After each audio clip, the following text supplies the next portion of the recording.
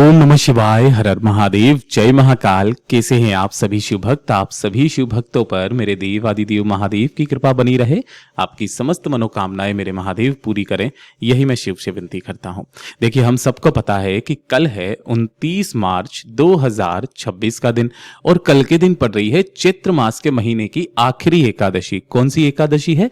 कामदा एकादशी। सबसे विशेष बात क्या है कि इस बार की जो एकादशी है वो रविवार के दिन पड़ रही है ना। तो इस दिन आप सभी लोगों को अपनी मनोकामना पूर्ति का सबसे अचूक उपाय करना होता है। पूज्य गुरु जी ने कथा के दौरान बताया था कि ये जो स्वधा वाला उपाय जिस घर का कोई एक व्यक्ति एकादशी तिथि के दिन कर लेता है, उसके जीवन के बड़े से बड़े कष्ट, बड़े से बड़े दुख तो दूर होते हैं। वो जिस कामना से करता है उसकी वो समस्त मनोकामनाएं पूरी जरूर होती है। और पूज्य गुरु जी की ही कथा से सुन करके और समझ करके इस पूरे उपाय को बहुत ही आसान भाषा में आप सभी लोगों को बताऊंगा। परंतु उससे पहले आप सबसे बस एक छोटी सी प्रार्थना करना चाहूंगा कि जो भी शिव भक्त पहली बार आए हैं, चैनल को सब्सक्राइब जरूर से कीजिएगा और वीडियो को लाइक करके देव आदिदेव महादेव का कोई सा भी प्यारा नाम कमेंट बॉक्स में लिखना बिल्कुल भी मत भूलिएगा। इस पूरे वीडियो में हम 3 महा उपायों के बारे में बात करेंगे जो आपकी अलग अलग कामना पूर्ति के लिए सिद्ध होंगे, तो आपको ध्यान से सुनना है और समझना है। सबसे पहले बात करते हैं हमारे पहले वाले उपाय की। ये वाला वही उपाय है जो आपको स्वधा वाला उपाय करना होता है। ये किन लोगों को करना है, सबसे पहले ध्यान से सुनिएगा। पूज्य गुरु जी ने कहा कि अगर आपके जीवन के दुख के आंसू सूखने का नाम नहीं ले रहे हैं, एक के बाद एक दुख, एक के बाद एक कष्ट, एक के बाद एक परेशानी आपके जीवन में चलती हुई आ रही है, घर वाले आपको ताने मार रहे हैं, कहीं से भी आपको मदद की कोई उम्मीद नहीं बाकी है, महादेव के सामने हाथ फैला फैला करके थक गए, लेकिन आपके दुख के आंसू, आपके कष्ट खत्म नहीं हो रहे हैं। पूज्य गुरु जी ने कहा जिस कामना से आप करोगे, आपकी वो मनोकामना मात्र इस एक शब्द के उपाय से पूर्ण होती है, जो आपको आज के दिन करना ही करना है। गुरुदेव ने कहा सबसे सिंपल उपाय, 1 लोटा शुद्ध जल अपने घर का लेना है, तांबे के कलश में। ठीक है, चाहे छोटा हो बड़ा हो, जल भर के इसी जल के अंदर आपको थोड़ा सा, जो पवित्र नदी का जल, जनरली हमारे घर में गंगा जल मिल जाता है, 2 से 4 बूंदे गंगा जल के मिला लीजिएगा। इस जल के साथ में एक दीपक आपको तैयार करना है। ये वाला जो दीपक होगा, चाहे आप आटे का बना लो, चाहे आप मिट्टी का ले लो। मिट्टी का नहीं है, फटाफट से आप आटे का बना सकते हो। और जब आप अपने घर के आटे का, गेहूं के आटे का दीपक जब आप जलाते हैं ना महाराज, आपके घर में कभी भी संपदा की कमी नहीं होती, कभी वैभव की कमी नहीं होती है। इसके अंदर आपको लगानी है गोल बाती और इसके अंदर आपको भरना होगा घी। ठीक है, केवल ये 2 चीजों को लेकर के आपके घर के आसपास जो भी शिवालय है, शिव मंदिर है, वहां पर आपको पहुंच जाना है। शिवलिंग के पीछे की तरफ में आपको आसन लगा करके बैठना है, जिससे आपका मुख उत्तर दिशा की तरफ में हो जाएगा। जो पूजा पाठ अर्चना आप हमेशा करते हो महादेव की, पहले वो कर लीजिएगा। करने के पश्चात सबसे पहले जो आपने 1 लोटा शुद्ध जल लिया है, उस 1 लोटे शुद्ध जल को अपने दोनों हाथों में आपको लेना है, इस तरीके से। ठीक है, सबसे पहले अपना नाम बोलना है, फिर अपना गोत्र बोलना है, जिस तिथि को कर रहे हो उस तिथि को बोलना है, और अपने जीवन के कष्टों को खत्म करने की कामना करके इस समस्त जल को महादेव की शिवलिंग के ठीक ऊपर एक धारी से धीरे धीरे करके समर्पित कर देना है। पूज्य गुरु जी ने कहा आपको जल समर्पित नहीं करना, आपको जल सींचना है, बिल्कुल धीरे धीरे करके एक धारी से। ठीक है, जैसे ही संपूर्ण जल समर्पित हो जाएगा, सम्मुख में कौन बैठे रहते हैं? नंदी भगवान। आपको क्या करना है? नंदी भगवान के पीछे की तरफ में जाना है, यहां पर आपको खड़े हो जाना है। यहां से खड़े होकर के शिवलिंग के शीर्ष का दर्शन करते हुए, ये शिवलिंग के शीर्ष का आपको यहां से दर्शन करते हुए अपने ही मन में 3 बार एक शब्द का स्मरण करना है, वो है स्वधा स्वधा स्वधा, है ना। और फिर उसके पश्चात अपनी कामना कहनी है। पूज्य गुरु जी ने कहा था कि ये जो स्वधा है ना, मैया पार्वती जी की नानी का नाम है, जो पितृलोक में निवास करती हैं। और आपके घर में अगर किसी तरीके के कोई दुख, कोई कष्ट आपके जीवन में बने हुए हैं, वो कहीं ना कहीं आपके पितरों से संबंधित होते हैं। इस जल को जो आपने शिव के ऊपर चढ़ाया, शिवलिंग पर चढ़ाया, जितना भी जल जलाधारी से बह करके इस स्थान पर जाकर के गिरता है ना, ये संपूर्ण स्थान आपके पितरों का होता है। ये संपूर्ण भाग आपके पितरों के भाग में जाता है, पितृ तृप्त हो जाते हैं। पूज्य गुरु जी ने यहां तक कहा 3 बार सुधा शब्द का स्मरण ना करके, अगर आपके पास में समय है तो स्वधा स्रोत होता है जो कि ब्रह्मा जी के द्वारा रचित स्रोत है। इस स्रोत के अंदर टोटल 12 श्लोक होते हैं। उन श्लोक का मात्र पाठ करके भी अगर कोई व्यक्ति आ जाता है तो उसे एक बार पाठ करने से ही 100 बार श्राद्ध करने का और सभी तीर्थों में स्नान करने का पुण्य फल भी प्राप्त होता है। यह ब्रह्मा जी के द्वारा रचित स्रोत है। जैसे ही आपका उपाय खत्म हो जाएगा, जब आप शिवालय से आएंगे तो शिव की चौखट पर मात्र एक घी का दीपक जो लेकर के आए हो उसे प्रज्वलित करके जो व्यक्ति आ जाता है उसके चाहे जीवन के कैसे भी कष्ट क्यों ना हो खत्म हो ही जाते हैं।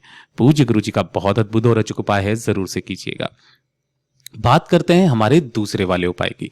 ये खास करके उनके लिए है जिनका व्यापार नहीं चल रहा है, जिनकी दुकान अच्छे से नहीं चल रही है, जिनकी फैक्ट्री घाटे में जा रही है, ग्राहक नहीं आ रहे हैं। कहने का मतलब जब आपके जीवन में धन को लेकर के समस्याएं बनने लगे, पैसा कहीं से ना आ रहा हो, कर्ज बढ़ता चला जा रहा है, कर्ज चुकता नहीं हो रहा है, कोई लोन लिया हुआ है नहीं चुकता हो रहा है, कोई आपके पैसे खा करके भाग गया है, माता लक्ष्मी आपसे रूठी हुई है, आपको लगता है, तो एक छोटा सा उपाय एकादशी के दिन करना बिल्कुल भी मत भूलना।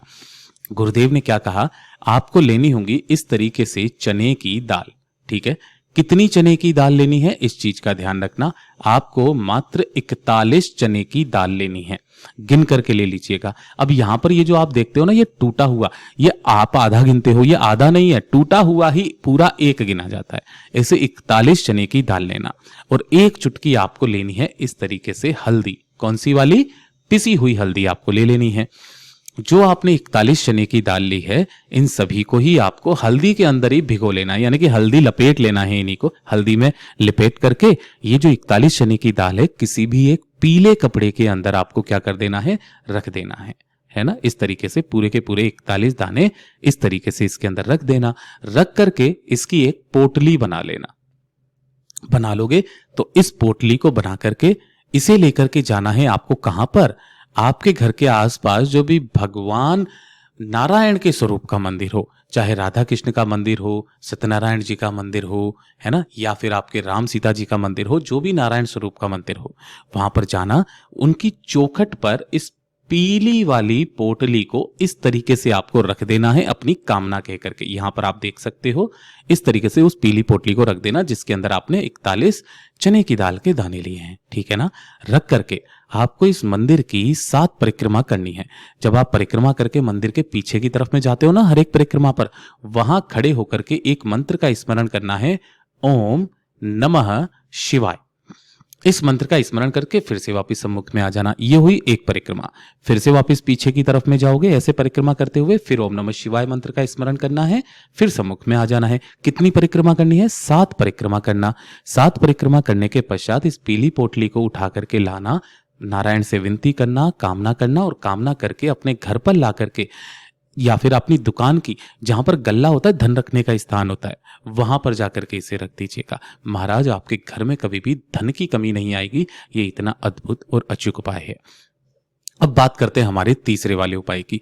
ये भी आपका धन प्राप्ति को लेकर के है, लेकिन ये वाला जो उपाय है ये शाम के समय किया जाता है। महाराज पूज्य गुरु जी ने कहा उस घर में कभी भी कर्ज नहीं बढ़ सकता। मां लक्ष्मी का एक अंश सदैव उस घर में विराजित रहता है। एक छोटा सा काम करना है, एक दीपक आपको तैयार करना है।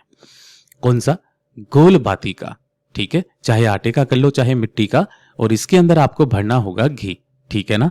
इस दीपक को लेना, साथ ही साथ थोड़े बहुत अन्न के दाने। अन्न के दानों में आप चावल के दाने ले सकते हो, आप गेहूं के दाने ले सकते हो, आप हरा मूंग आप ले सकते हो। ये भी नहीं है तो आप फूलों की जो पत्तियां होती है वो भी आप ले सकते हैं आसन के तौर पर, थोड़े से वो ले लेना। इसे लेकर के शाम के समय जो प्रदोष काल का समय होता है ना, इस समय के बारे में बात कर रहे हैं, प्रदोष काल, सूर्यास्त के आधे घंटे पहले और आधे घंटे बाद का समय। यहां पर क्या करना है, आपको जाना है किसी भी बेलपत्र पेड़ के पास में। अब ध्यान रखना, ये अगर आपके घर में भी है तो घर वाले बेलपत्र पर भी कर सकते हैं, चाहे किसी गमले में क्यों ना लगा हुआ रहे। यहां पर आना, बेलपत्र पेड़ के नीचे अच्छे से सफाई करना, धुल लेना। सबसे पहले आपको उस आसन को लगाना है, और उस आसन को लगा करके जो भी आप गेहूं चावल हरा मूंग लेकर के आए हो उसी के ऊपर इस दीपक को आपको रख करके अपनी कामना कह करके यहां पर प्रज्वलित कर देना है, जला देना है। दोनों हाथों को फैला करके बाबा से विनती और कामना करना।